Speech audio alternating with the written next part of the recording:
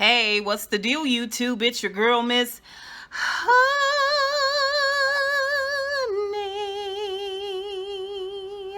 Welcome back to the channel, you guys. Welcome back. It's your girl, Miss Honey, here to do a Queen Sugar Season 4, Episode 6 review slash recap slash discussion. I am so sorry this video is coming in late, but not sure if I mentioned that I am throwing my mother a 70th birthday party and working for the man every night and day. And so yeah, I looked up, I was like, Thursday, did Queen Sugar come on last night? What? And then I saw Random TV with Stanley and Lynette, Random Reviews with Stanley and Lynette, Queen Sugar by the spit. I was like, what? So it is 11:28 at night on the Thursday, and here I is. I just watched the episode, which I normally watch it twice, but that's okay. That's all right, because this episode, she got it right here. You guys already know what's up. Welcome to all my new subscribers. Come on in, all of my honeybees, all my day ones, sit a spell, you know what I'm saying? Gather round, honeybees, gather round. We about to talk about By the Spit. And I have not seen any reviews, obviously, of course, but I love the episode. I love the episode. It was really an unfolding for me of a lot of things, and so I enjoy that. I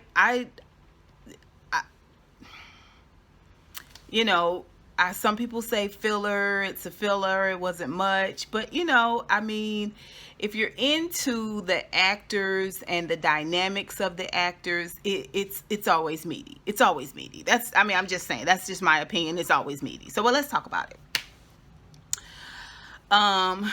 We not gonna talk about Nova first. We gonna talk about. Let's talk about Aunt Vi.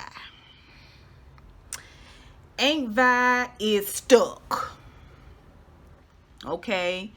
We first see Aunt Vi in Hollywood. They laying in the bed facing the ceiling. Okay. They both in the bed like, at first we don't really know what they talking about. We're not really sure. Then Hollywood somebody said something about not getting there. I was like, ooh. Who train didn't come into the station? Ooh, it was Aunt Vi. Child, Vi is in a stuck place, baby. Jimmy Dale is laying right there betwixt and between Hollywood. Turns out Aunt Vi is in the prime of her sexual. She's in her sexual prime. Okay? She popping off all kinds of directions normally. But ever since this Jimmy Dale situation, oh no, she's got no affection. And apparently, they have always had a active, healthy, fruitful, nourishing, moisturizing sex life. Oh my. Yes. I hear what you're saying, Hollywood. I hear where you coming from. But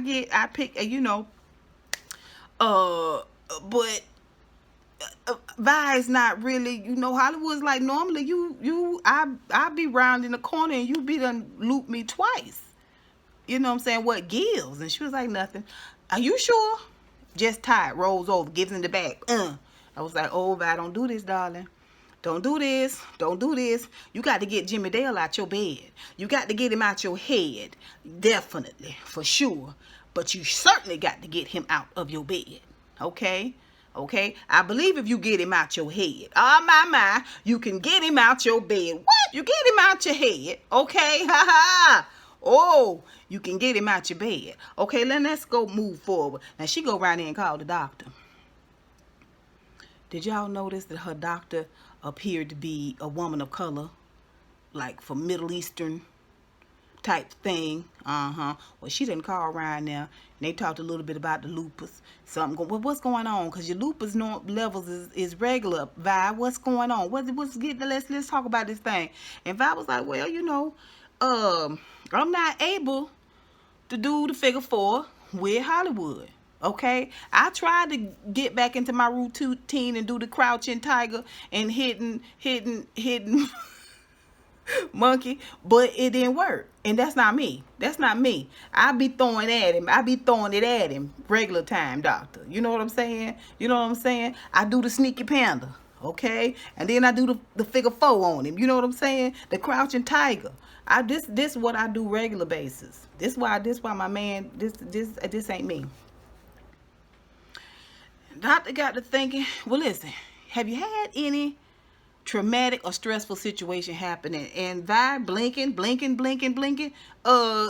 Jimmy Dale busting up in your house, Hollywood beating him within an inch of his life. Nothing, can't think of nothing, just right off the top of your head, anything? Vi said both. Okay, got to be honest with your doctor. Be honest with your doctor about what's going on.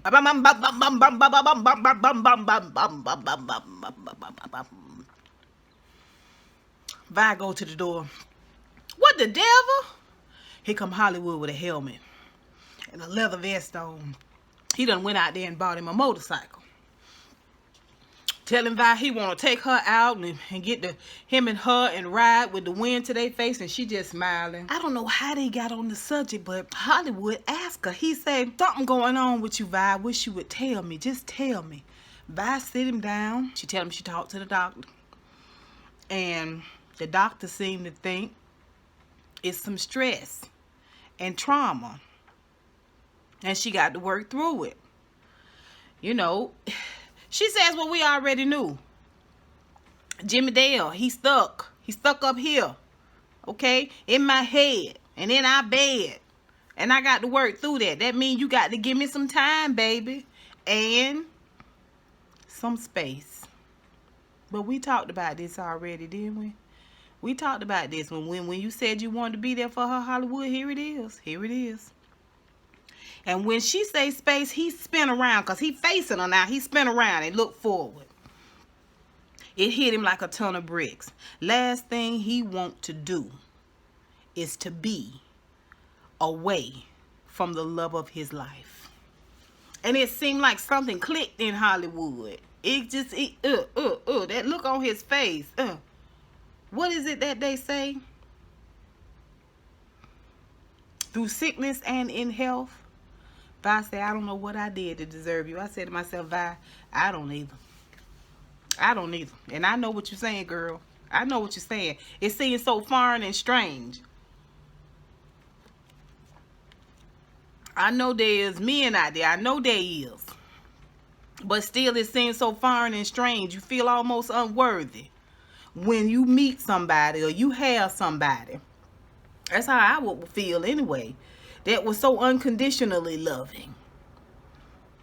Even when they would scream. Love says no. No, swallow, swallow, swallow, swallow. And deal. My. Oh, my. But if I don't take too long, don't you do it. Girl, don't tarry here too long. Do not tarry here too long, Vi. You got to get rid of this Jimmy Dale. And this whole episode was really about therapy. Every commercial, at least on demand, every commercial was a therapy commercial. What's the swimmer name? I forget his name. He got a weird overbite. Anyway, he was a gold medal Olympic swimmer. And he battled with depression, and now he does these commercials for therapy. Every commercial was him talking about therapy and how depression got him and how he got out of it and having a therapist help. All along the way, we see a bit of therapy. Okay, Vi, you got to get you some therapy. Now, I'm going to tell you how I know that Vi headed for therapy is because of Ra. Now, but we're going to talk about it. Let's go ahead and talk about Ra. Ra and Darla keep Blue out of school. And they decide to make an appointment. Darla is Darla's suggestion. Now, I know there's some schools of thought that Darla is not needed and she is not worthy and she should not be speaking and she is coming from a selfish place, but that is not so. Darla is Ralph ain't the yin to Ralph, Angel's yang. Ralph Angel has a lot to teach Blue and Darla, to pour into them. Things that he has been taught, and things that is naturally a part of his character, of his spirit, of who he is. But Darla has these same values as well. She has these same valuable tools. We've all been given them. Either we hone them, or we bury them, or we squander them, waste them, we throw our pearls to the swine. But we all have this. And what Darla brings to the table is this, the idea, the audacity to do the things that a lot of Caucasians do for their children. A lot of Caucasians do for themselves. It is kind of foreign in it's a lot better now, a lot better. But in the past, it has been sort of taboo to go to therapy, to talk to somebody. It meant you was crazy. It meant you was unstable. You wasn't in your right mind. And so Ralph Angel has this same sort of train of thought. Okay? And what Darla brings to the table is the notion of it, the audacity of it. She helps him to see. She brings him to a place where he can receive some of these things that are foreign, that frighten him, that he is unsure of. She sharpens him in that way. Okay, and when he comes into an understanding, a level of understanding, he returns it. He returns it. They both bring something to the table when it comes to emotionally supporting each other at times, and emotionally supporting Blue. Okay? So when they get to the therapist want to talk to Blue and see what's going on. Blue don't really have a lot to say. Blue been moping for a few days. Like I said, they done kept him out of school. He got Kenya there. Y'all know Kenya is our rider. Okay, this Kenya 2, but Kenya 2 is our rider as well. So Blue don't want to talk. She asked Kenya, and Kenya tells it. Y'all know Kenya will tell it. Kenya said there was a boy at school, and he said that his daddy ain't his daddy.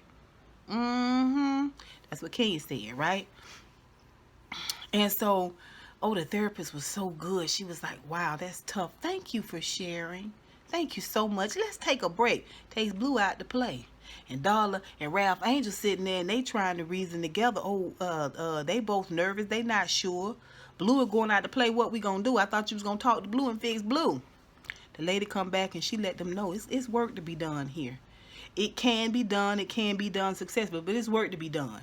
Y'all brought Blue here to be fixing. She said we gonna work on this whole situation. We ain't just fixing engines around here, okay? We doing radiators, we doing mufflers, what you call the water pump. We working on the whole vehicle, okay? She gave them homework. I want you to write down your dreams for Blue, no matter how big or small. And they were just like, now this might not necessarily be a problem for Darla, but Ralph Angel seems to struggle. He seems to struggle. He doesn't necessarily want to tap into that. It's almost like he doesn't want to dare upon it or dream upon it. Does this really work? Hollywood come over and helping him do some farm work. And they taking some bags off the back of the truck, and they get to talking. You know, nothing serious. They talk about Charley. Charley got big news, and everybody in town talking about it, you know. And they get on the subject of Blue, got Blue in therapy, and Hollywood say, for real? Wow. And it's almost like you can see Hollywood thinking about it for himself. Does it work? You know, he got questions. Anytime people start asking you a lot of questions, they interested. Everybody ain't nosy. You got to check the temperature of a thing. He got to asking him questions. Does it work? And Ralph Angel was like, shoot, I don't know. They want me to write it down on paper, my dreams, you know, for Blue. In our lives, our dreams for this family, and Blue in it.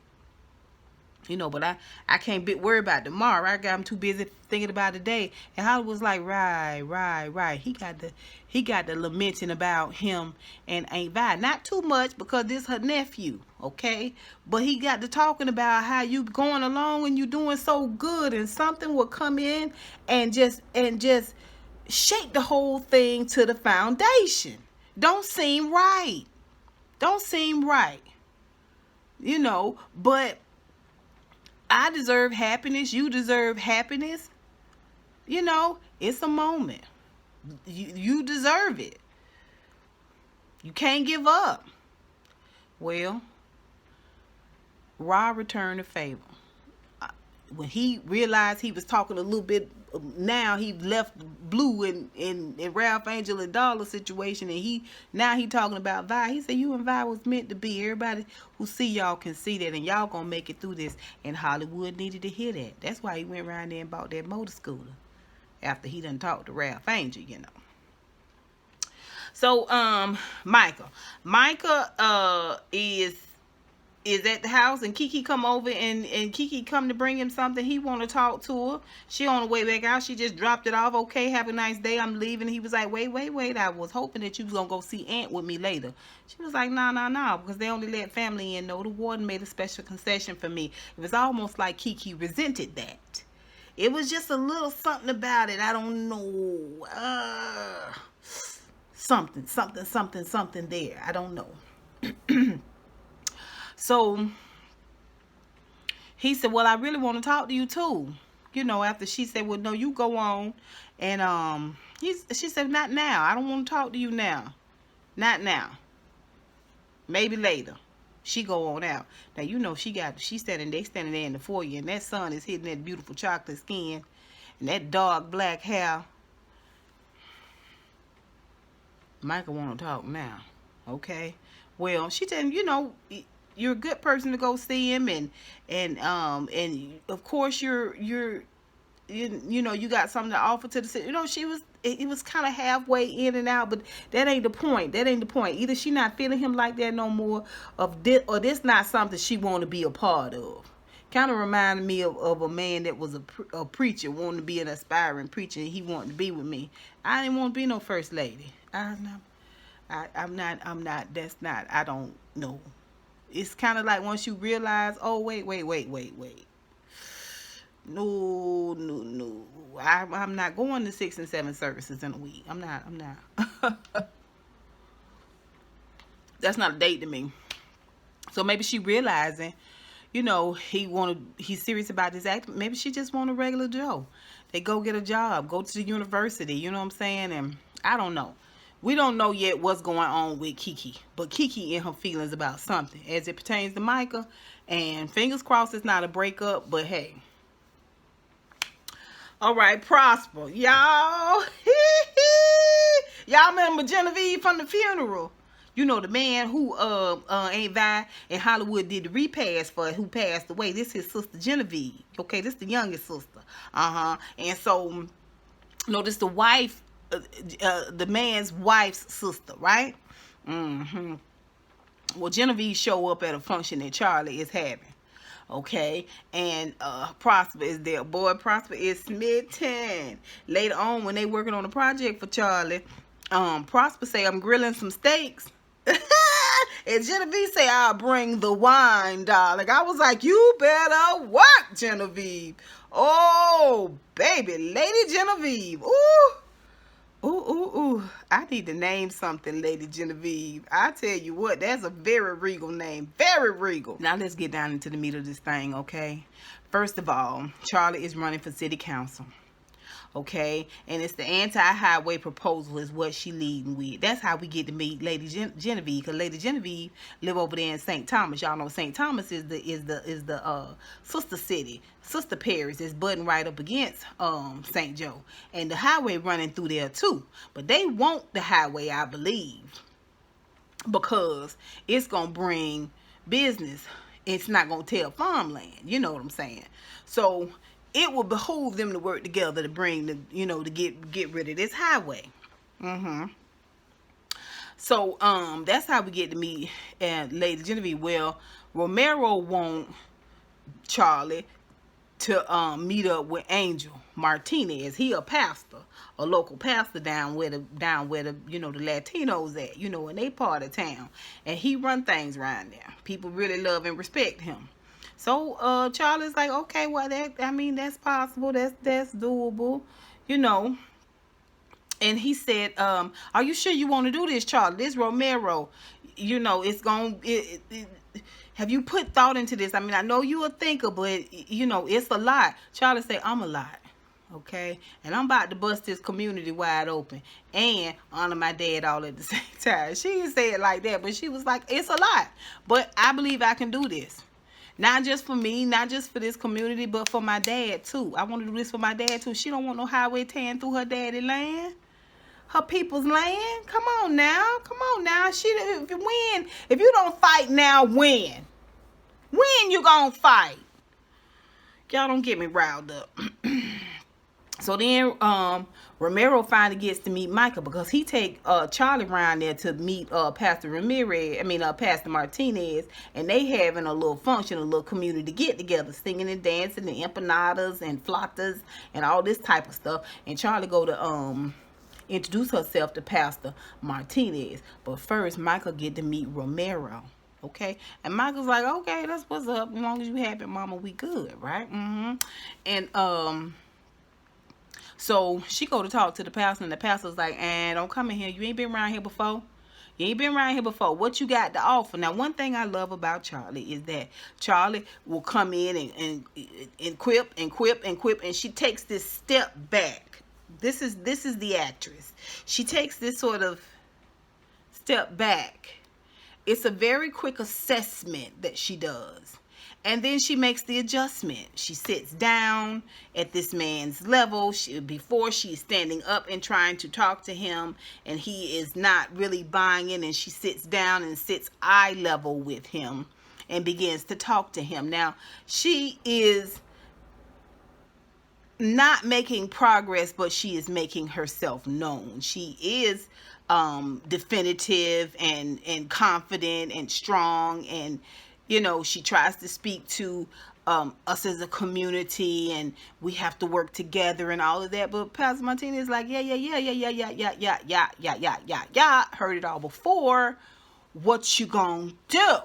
Okay. So we see later on through this, Charley and Romero dancing. He behind her, and it's just real slow, real steady, you know, body against body. They've got nice bodies and everything, so everything is able to press up against the other things and stuff like that. And she begins to tell him about how wonderful he is, how wonderful he has been.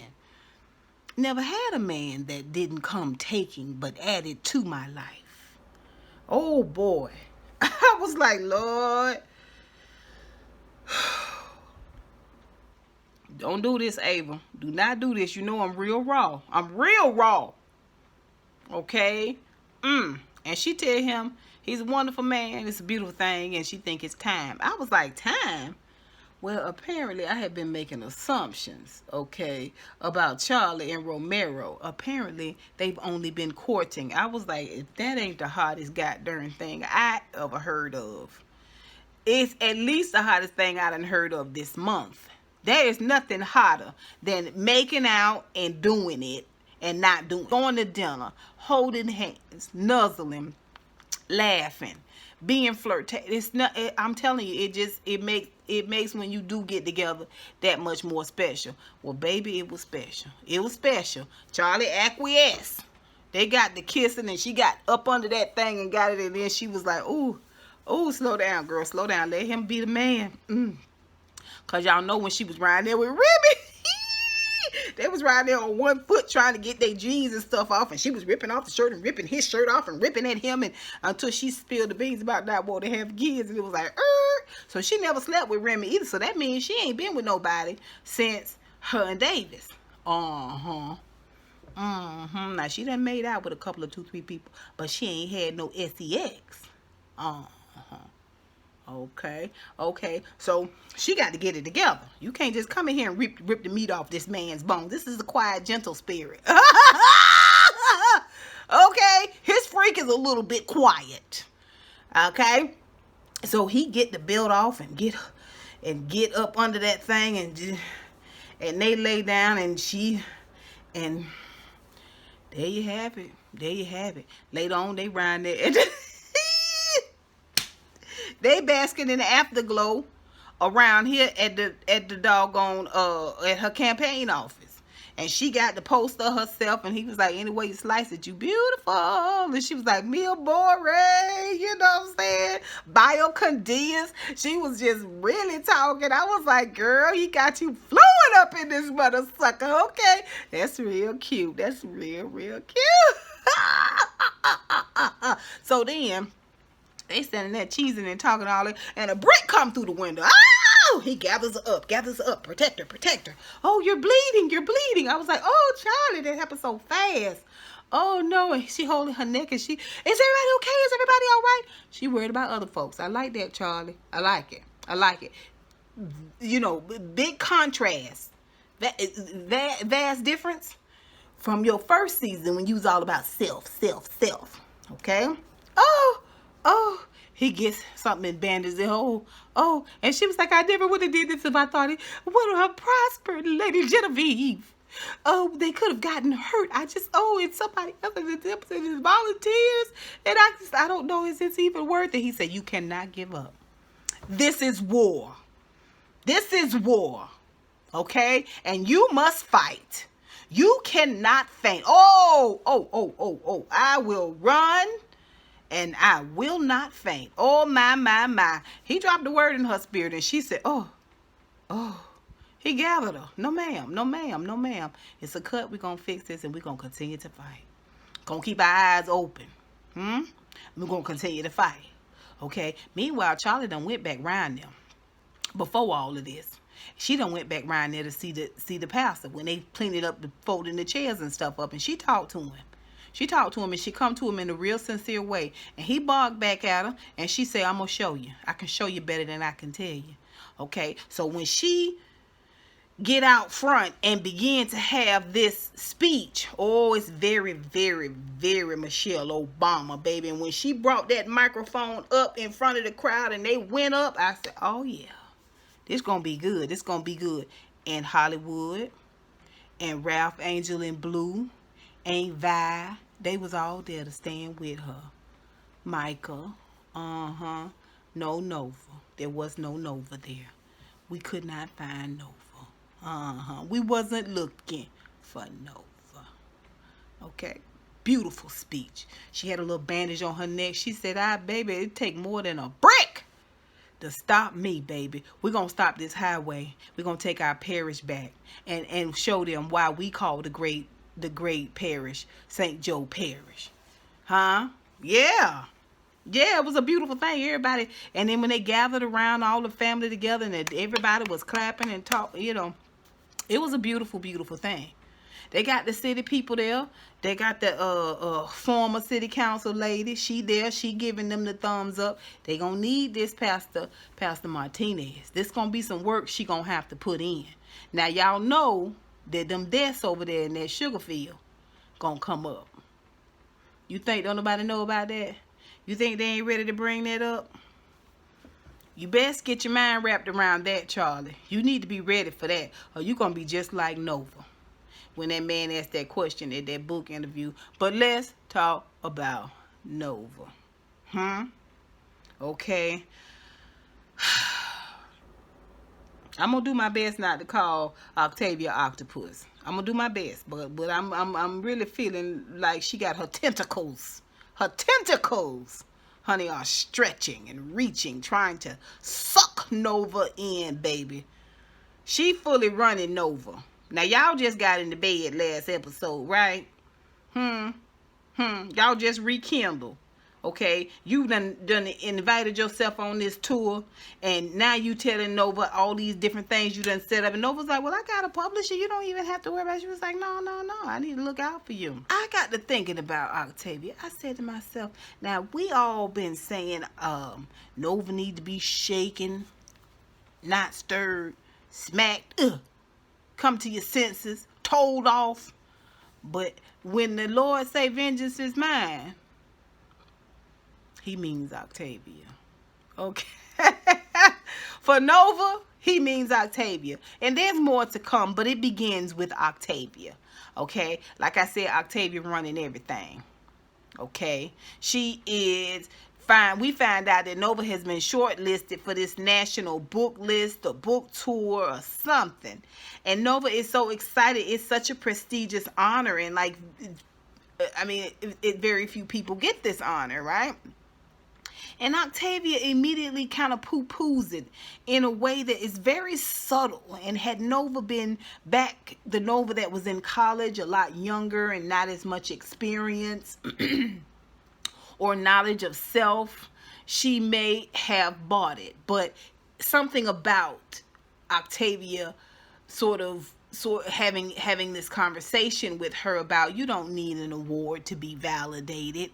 It belittled the award. It devalued it, you know. At the same time, she's saying, you're so great. If no one ever acknowledges you, it doesn't matter, because your light's going to shine bright no matter what. You see? It's called a backhanded compliment, although she didn't lead with the compliment. She said what she figured, you don't need an award. Okay? She poo-pooed it. Jealousy. Oh, you got to be careful of jealous people. Okay, jealous people have killed, they have robbed, they've set people up, they talk behind your back. Some of them, they will be you in another city, in another town, be running around with your name and your face and your style and everything, child. You got to watch a jealous person. Okay, and a man can be jealous of a woman and vice versa. Women jealous of each other, men jealous of men. Jealousy comes in all shapes and sizes and forms, baby. It could be a child, a small child, or an old lady next door. You got to watch jealousy. Okay, yeah. So, anywho, Nova gets this interview, and I think this was an interview that Octavia set up. This was one of the day's events that she had set up for her. She set up like a dinner, like a meet and greet type, where she was going to have this friend of hers there that she wanted Nova to meet. She wanted to introduce her to all these wonderful people. Turns out these are people that Octavia been singing and dancing and shucking and jiving for, trying to get approval. And she want to use Nova to sort of grease the wheels of that approval. Right? Try to get that approval a little bit faster, a little bit swift on a much higher level. Turns out, while you being so fancy, riding with all them college students looking up to you in the real world with your peers, ain't nobody really checking for you, Dr. Octavia. Ain't nobody really checking for you. Okay? All right, yeah. So we see where Nova is sitting there and the guy is interviewing her, and before he interviews her, it's almost like Octavia is Nova's Octavia's child. She sits her down and gets her some tea, and I'll be over here if you need me. And when she turns to walk off, the guy says, "Are you Octavia Laurent?"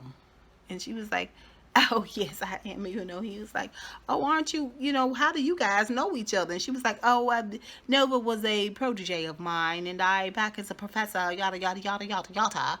And then she was about to turn and walk away. She turns and sits down right next to Nova. Like he finna interview her. He just asked who you were, boo. He just asked how y'all know each other.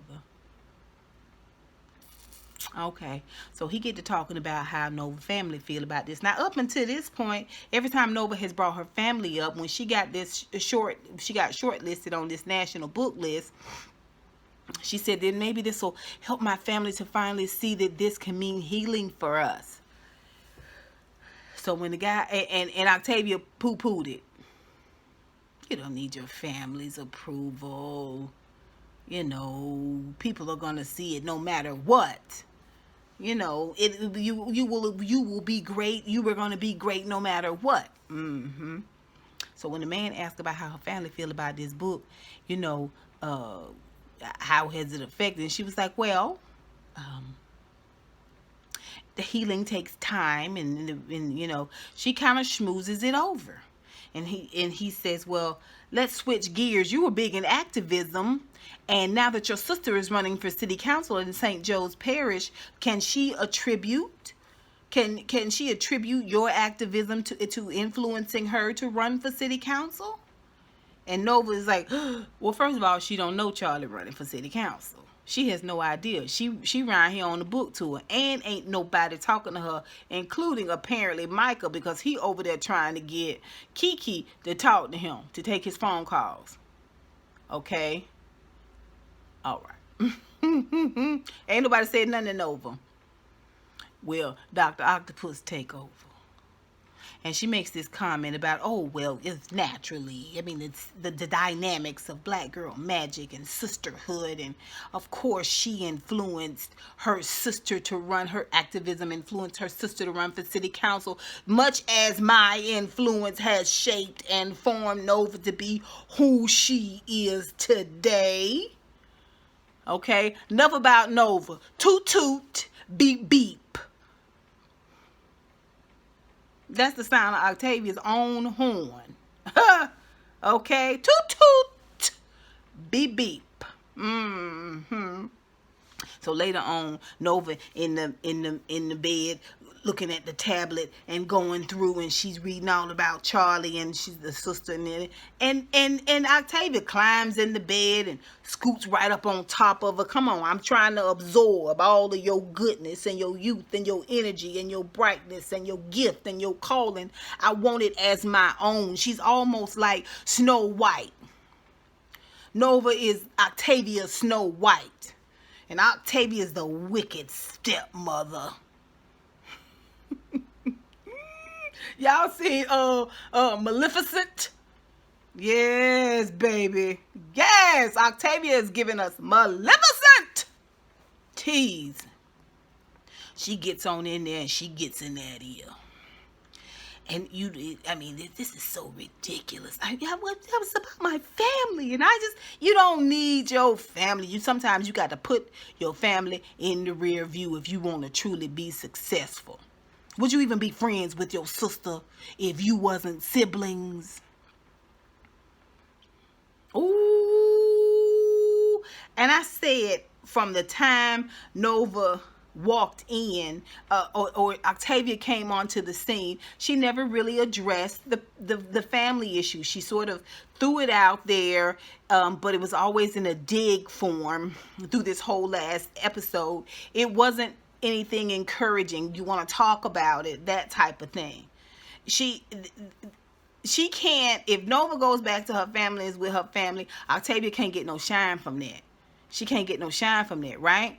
Whereas Chantal said, when you want to talk about it, let me know. Okay, but you left Chantal back there.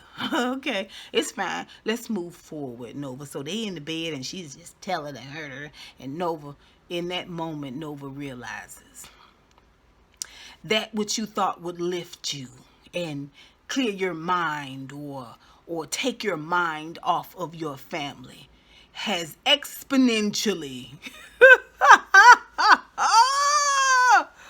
increased your anxiety and loneliness and desperateness for your family. This woman don't love you like your family do. This woman ain't for you like your family is for you. This woman ain't rooting for you. This woman is a leech, a parasite. She is absorbing what bit of goodness you have left, all for herself. All for herself. And if she has to subjugate you, I think that's right, to do it, she will. In this moment, Nova realized, oh, freak, this is why. I only wrote one line about this trick in my book. Oh, Octavia, get up on that shoulder like, you ain't going nowhere. You're going to be right here. And Nova seems almost terrified. Okay. Later on, when they go to this social gathering they got to go to, okay, later on in the next day, where Octavia friends gonna be, Octavia is schmoozing. Okay. She is, hey, hi, how y'all doing? She is super excited to be there. Super excited to be there. Okay, schmoozing. She want to be recognized by them, and she's using Nova to do it.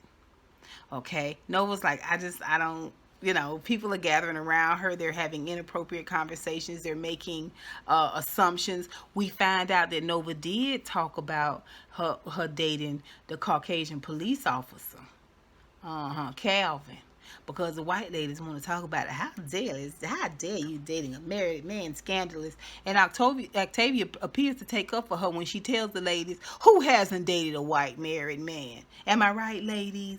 And they was all like, that one time in summer camp. Anyway, so Nova decides to go get her something to eat, but she's in earshot of Dr. Octavia when Dr. Octavia is talking to this woman who is a writer or publisher or something.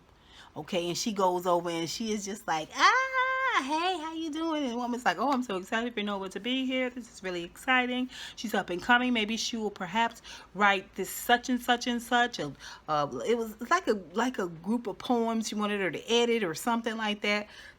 And she was like, oh, no, she won't. That's not really her thing. But me, on the other hand, maybe I can help you out. She was like, no, really, this is for young, youthful, up-and-coming, fresh-face type individuals. And Octavia's like, I said, ooh, come on, wicked stepmother. Come on, wicked stepmother. And, Nova overhears this and she's like, what? And so the woman was like, anyway, maybe you can do the forward. Look, we'll see. So Nova pops her head over and say, hey, so yeah, what what was that all about? And Dr. Octavia's like, I was just lifting you up and singing your praises. Oh, Nova can't wait to get out there. She leave and go to the bar. Okay, they at the hotel and she done left her in the venue and she go to the bar. And there she meets Terrence. Yes. Terrence reminds me of what I love the most about dating. About being a single girl dating. It is the very elusive, rare flirt monster that makes you feel, a man that makes you feel beautiful, acknowledges you, that has assessed your beauty. And what he said, well, first of all, he said, you look like you just over it, when she sits down at the bar. And she was like, I need a drink. I'm just, and he makes her a drink. And she tasted it and she was like, oh, that's really good. That's very nice. Thank you. She goes to walk off and he said, my name is Terrence. And she was like, Now, first of all, he called it the drink, drop it like it's hot. Boy, quit playing. You need to quit playing, boy. She turned and walked off. My name is Terrence. And she was like, oh, here we go. He gonna try to hit on me. She turns around and she was like, Nova. And he was like, what is a beautiful woman such as yourself doing in a hotel bar looking like a beautiful bag of organic brown sugar? I was like, boy, you better say it. You best to say it. And she does. She really does. She looks good. Y'all know it ain't hard for Nova to look good. And she tells him she here with a friend, and she, an old friend, and turns out this old friend ain't ish, and she regretting inviting her here for her book tour and all that. And he said, look, it's a lounge not too far from here. Got a great DJ. You can sit and tell me all about your troubles. And Nova was like, boy, I'm good. Okay. But it was a nice moment. And she needed that. Okay. She left Terrence there. But Terrence, we see you, okay? We see your efforts. Okay. So, listen. When Nova get back to the hotel and Octavia's got her suitcase packed up, Nova done missed her lunch. She wanted her to meet this professor at this. He's dying to meet us. I was like, oh, girl. She can't even hold it in the road no more. Okay, ain't this the first leg of the doggone tour? Okay. So she tell her, listen, why would you keep me from getting a writing job? You wasn't gonna be able to do that job. You know that wasn't your stilo anyway. That's not the point. And you know you talking against my family and whatnot, and you not trying to your family schmamly. You ripped them to she vicious. I built you from the ground up. I finally got the stench of country rural stench out of your brain. I was like, that, but mother, you what the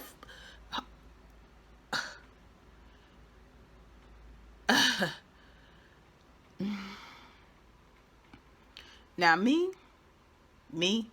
I probably would have pushed her hard to the ground. I ain't gonna lie, and I'm gonna admit that in the heat of things, I can't necessarily be trusted. But when you got down to talking about washing the stench or something off me, I might have, oughta, woulda, shoulda, coulda knocked you down to the floor.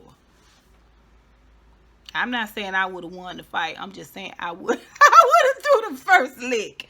Oh, and she got that face. Oh, her hair was beautiful. This was probably the prettiest I've seen Cree since she showed up on the scene.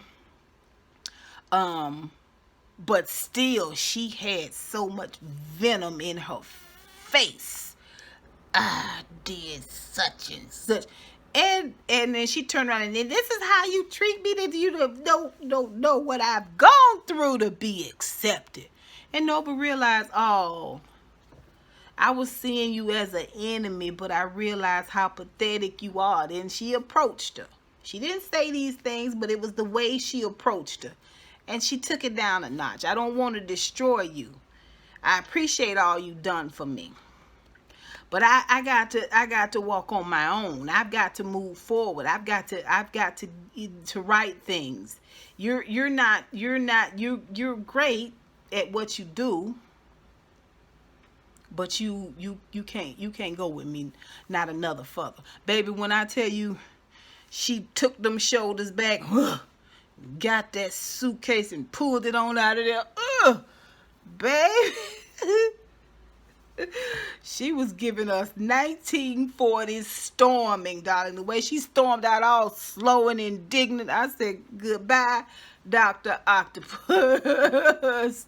Goodbye, Dr. Octopus. Listen, Nova, that was just a sting. That was just a sting. Until you do right by your family, everything you touch gonna fail. I know it seems like Nova is doing high and mighty good, but she's seeing now when you get to a point where you really need somebody and you have burnt all them bridges, it is a tough road to hoe. Okay, and she's saying that her family is for real. They going on and they not including her. They not even thinking about her. You did this to yourself, Nova, and you can't patch it up with no raggedy professor, no user from your past. You best to find somebody who gonna help you seek some therapy as to why you decided to tear your family asunder for your own personal gain. You say whatever you want to say about the community, but you did that. You did that, and you keep trying to use your success to get approval from your family. You already had approval from your family. Your sister had accepted you back, had decided to make amends and not let y'all relationship just be completely torn asunder by that stunt you pulled with Remy. And you go off and write this book and desecrate your daddy's name. Dr. Octavia is just the beginning. You still got a couple of more cities in this tour. And you best to hope to get you some doggone redemption. That's Queen Sugar, y'all. Done got riled up. Until next time, honeybees. I'll holla.